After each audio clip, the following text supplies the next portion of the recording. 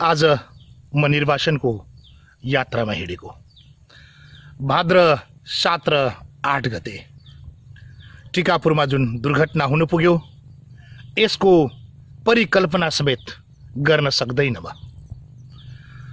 7 जना सुरक्षाकर्मी र 1 जना अबोध बालकको मृत्यु। थुप्रै थारू आन्दोलनकारीहरूलाई गोली प्रहार। मेरो आँकडामा करिब 200 जना जति थारूहरूलाई गोली लागेको भेट्टाएको छु। थुप्रै साथीहरू अहिले पनि भारतमै हुनुहुन्छ जसलाई गोली लागेको छ। बलात्कृत चेलीहरूको कारुणिक कथाको व्याख्या म गर्न चाहन्न। जे भो दुर्घटना भो, नराम्रो भो। धेरैले भन्छन् यो घटनाको मुख्य योजनाकार रेशम चौधरी हो, तर दुर्भाग्य यो संसारमा भएको मन्दिर, मस्जिद, चर्च, गुम्बा जहाँ गएर गीता, रामायण, बाइबल, कुरान जे कसम खुवाए पनि म चाहिँ खान तयार छु। कहिलेकाहीँ त अचम्म लाग्छ, पृथ्वीमा वज्रपात भयो रे, आकाशबाट झरेको उल्काले महासागर हल्लायो रे, एलियनहरू आएर धरतीमा तहल्का मचाउन थाले रे, यो दुनियाँमा भूत हुन्छन् भन्ने कुथुङ्की भन्नेहरूको अभिव्यक्ति जस्तै लाग्छ मेरो जीवनी, मेरो कथा र म माथि लगाइएको आरोप। 2 वर्षको निर्वाचनको यात्रामा मैले कति दुःख खेपेँ यो तपाईँ समक्ष म व्याख्या गर्न सक्दैन। मेरो पुस्तक चिरफारले स्पष्ट गरेको छ। तर एउटा कुरा जरुरै हो, टिकापुरको आन्दोलनमा थारूहरूले पहिचानका लागि, आफ्ना हक र अधिकारका लागि राज्यसँग माग गरिरहँदा दुर्घटना हुन पुगेकै हो। मैले आफ्नो निर्वाचनको यात्राबाट पटक पटक यो कुराको छानबिन हुनुपर्छ। सही तथ्य, स्पष्ट छानबिनले जो दुर्घटनाका कारकहरू हुन् यिनलाई कारबाही गर्नै पर्छ भनेर पटक पटक अभिव्यक्ति दिएकै हुँ। तर आजसम्म राज्यले न त स्पष्ट छानबिन गर्यो, न त राज्यले थारूहरूमाथि न्याय नै दिन सक्यो। करिब 26 जना जेलमा भएका घर परिवारको बिचल्ली छ। थारू कल्याणकारिणी सभाका अध्यक्ष लाहुराम चौधरीको घर जग्गा लिलाम हुने अवस्थामा पुगिसक्यो। शारीरिक अपाङ्ग तर चर्चित आन्दोलनकर्मी विश्राम भाइको घरको अवस्थाको बयान गरी साध्य छैन। तर आज फेरि म तपाईँ समक्ष मिडियामा स्पष्ट भन्न चाहन्छु, टिकापुरमा आन्दोलन भयो, आन्दोलनकारी थारू भए, मात्र एकल जाति, एउटा जाति। के थारूहरूले आफ्नो माग मागे भनेरै थारूहरूमाथि विभेद गरिएको हो, या थारूहरूले राज्यसँग आफ्नो हक र अधिकार पहिचानको लडाईँ लडिरहँदाको कारकका कारणले मात्रै थारूहरूले विभेदको सामना गर्नु परेको हो? प्रश्न चिन्ह टटकारो छ। 7 गते दुर्घटना भयो। 7 जना सुरक्षाकर्मी र 1 जना अबोध बालकको हत्या भयो। बालकलाई एसएलआर राइफलको गोली लागेको छ। आन्दोलनकर्मीसँग बन्दुक पक्कै थिएन। तर जे वो दुर्घटना घट्यो।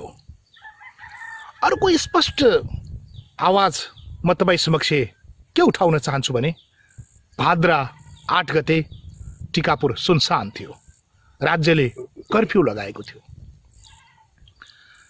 सुरक्षाकर्मीहरू तैनात थिए। यो देशका 3टै सुरक्षा निकाय, नेपाली सेना, सशस्त्र प्रहरी र जनपद प्रहरी तैनात थिए। टिकापुर सुनसान हुनु पर्थ्यो तर चमकन्न थियो। टिकापुरमा थारू जातिहरूको बस्ती चुपचाप थियो। दैलोमा आगला लगाइएका थिए र घरमा ताला ठोकिएका थिए। तथापि कर्फ्यूका बावजुद सरकारी सुरक्षा निकायको बीचमा मैले सञ्चालन गरेको रेडियो स्टेसन फुलबारी एफएम मा आगजनी भयो। मैले सञ्चालन गरेको फुलबारी रिसोर्टमा आगजनी र लुटपाट भयो। हाम्रा सवारी साधनदेखि लिएर बोरी बिस्तारासम्म सबै जलाइए। मैले पाएका र यो राज्यलाई दिएका, यो राज्यका निमित्त सङ्घालेका सम्पूर्ण कुराको नष्ट भयो। र मलाई लाग्छ अहिले पनि टटकारो प्रश्न सोध्न मन लाग्छ। 7 गतेको घटना घटाउने डिरेक्टरहरूलाई कारबाही गर्नै पर्छ। जो संलग्न छ छुट दिनुपर्छ भन्ने मान्यतामा हामी छैनौँ।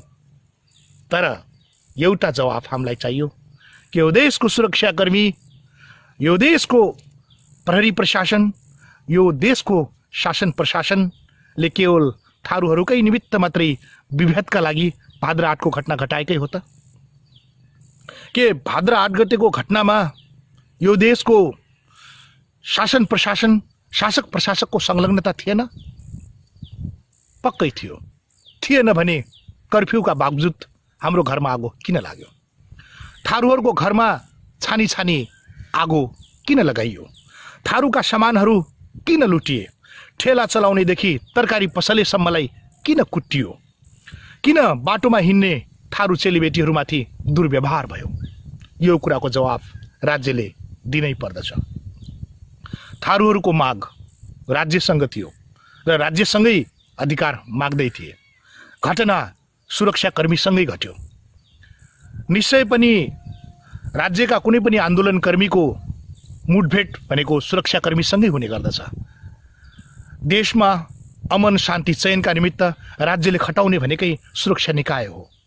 एकले अर्काको बेस र परिवेश नबुझ्दा यस्ता दुर्घटनाको श्रृङ्खलाको बयान गरी साध्य छैन। तर हामीले बार बार उठाउँदै आएको कुरा, हामीले बार बार राज्यसँग माग्दै आएको कुरा, आखिर यस्तो विभेदको सामना हामीले कहिलेसम्म गरिरहने?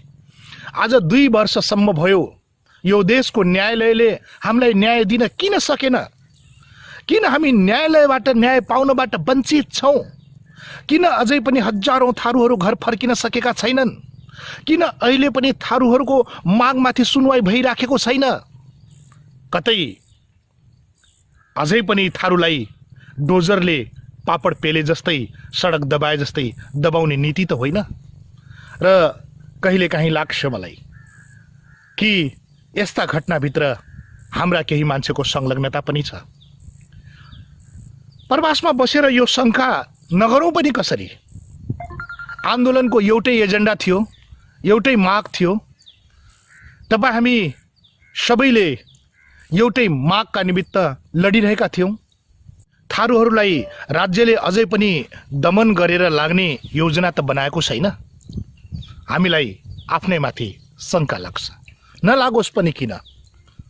सँगै आन्दोलनमा उठेका एउटै विषयवस्तुमाथि जिन्दाबाद र मुर्दाबाद गर्दै गरेका साथीहरू आज सिंहदरबारको कुर्सीमा आसीन छन्। सोही पार्टीका साथीहरू जेलमा बन्द छन्। हामी धेरै साथीहरू निर्वासनमा छौँ। आखिर यो पीडा कहिलेसम्म? किन राज्यले हामीलाई न्याय दिँदैन?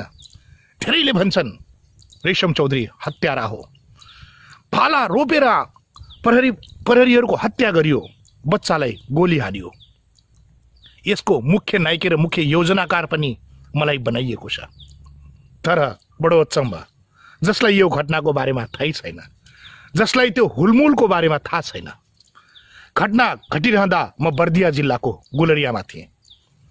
गुलरियामा मलाई देख्ने साथीहरू, गुलरियामा मसँगै हुने साथीहरू साक्षी हुनुहुन्छ।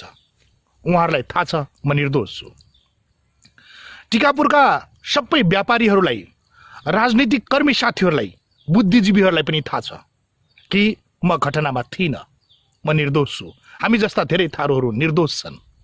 तर पनि राज्यले हामीमाथि विभेद गरेकै छ, मुद्दा लगाएकै छ र हामीलाई निर्वासित हुनु परेको छ।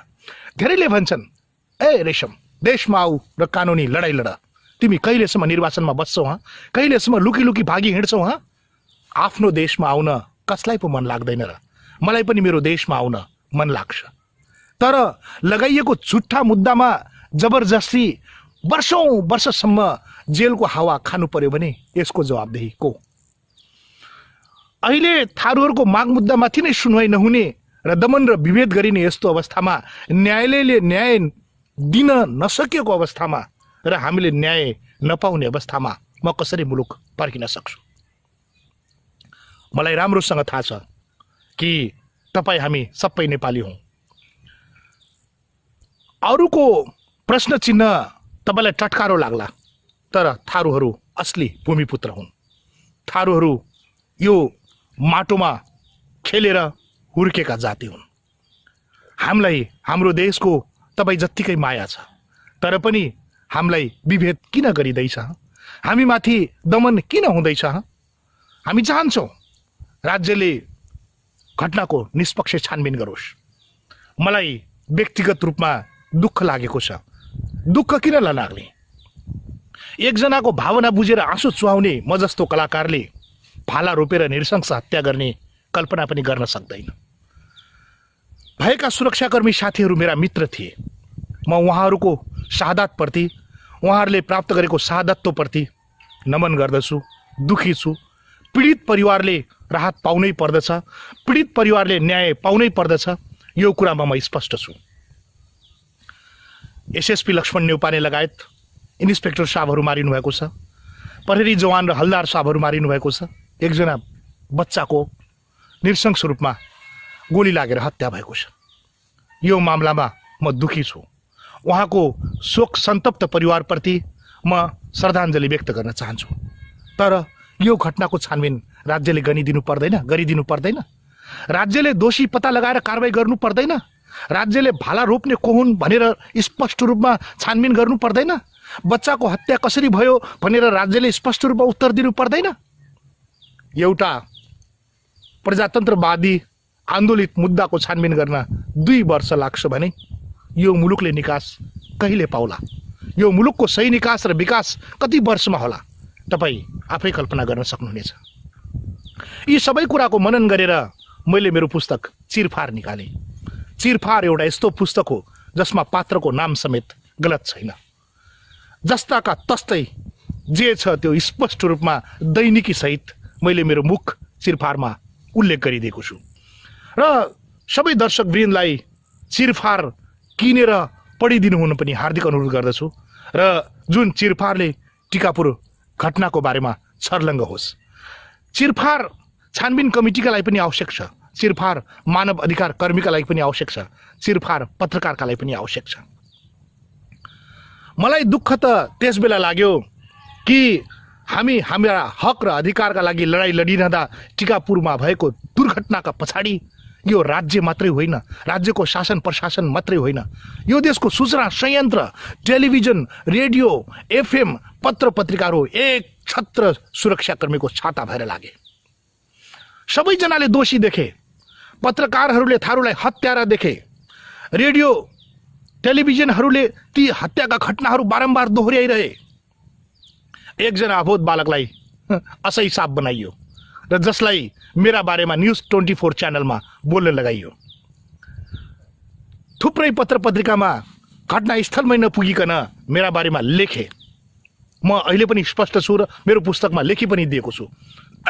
जुन पत्रकारहरू, जुन मानव अधिकार कर्मीहरू, जुन मिडिया कर्मीहरू थारूको बस्तीसम्म पुगेनन्, हावाको भरमा समाचार बनाए र थारूहरूलाई अहिले पनि हत्यारा बनाएर राज्यको कारबाही भोगाउने तत्पर प्रयत्न गर्दैछन्।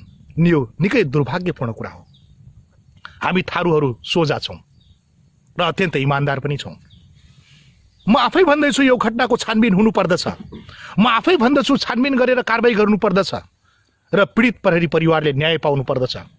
धेरै पटक म आजकै दिनमा भन्न चाहन्छु, सुरक्षाकर्मीका परिवारको अन्तर्वार्ता पनि बेला बेलामा हेर्ने गरेको छु, भेट्टाउँछु। मलाई पनि दुःख लाग्छ। हो, सुरक्षाकर्मीको परिवारले पनि न्याय पाउनुपर्दछ, अबोध बालकको परिवारले पनि न्याय पाउनुपर्दछ। तर आजसम्म उनले न्याय नपाउनको एउटै कारण राज्यले नगरिदिएको छानबिन होइन। हामी यो कुरा बुझ्नबाट बुझ किन पचाउँछौँ?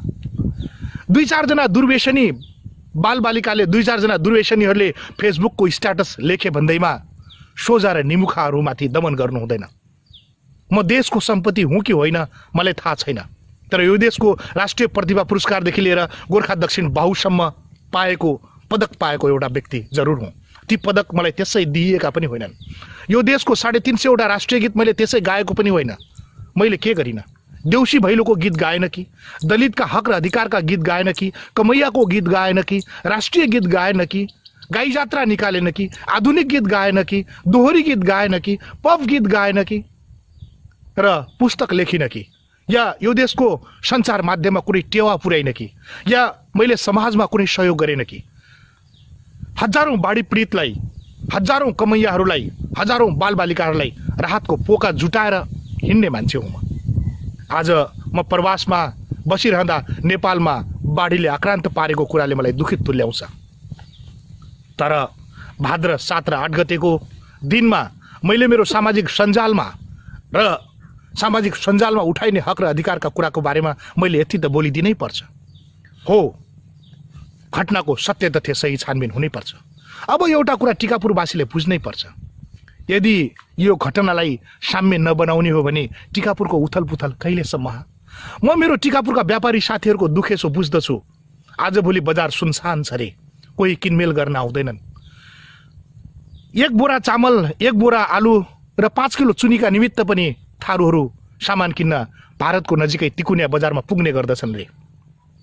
थारूहरू पहाडीको पसलमा जान नरुचाउनु, पहाडीहरूले थारूलाई देख्ने बित्तिकै घृणा गर्नु, यो वैमनस्यताको अन्त्य गरौँ। आउनुहोस्, तपाईँ हामी टिकापुरवासी मिलौँ र सही सत्य तथ्य घटनाको छानबिन गर्नका निमित्त हामी एकजुट हौँ। मलाई लाग्छ तपाईँ हामी स्थानीय आवाजलाई सशक्त र बुलन्द रूपमा उठाएनौँ भने टिकापुर सदाका लागि पछाडि पर्छ। एक युग पछाडिको टिकापुरको घटना एक देशको कथा जस्तै हुन जान्छ। धन्यवाद। राम राम।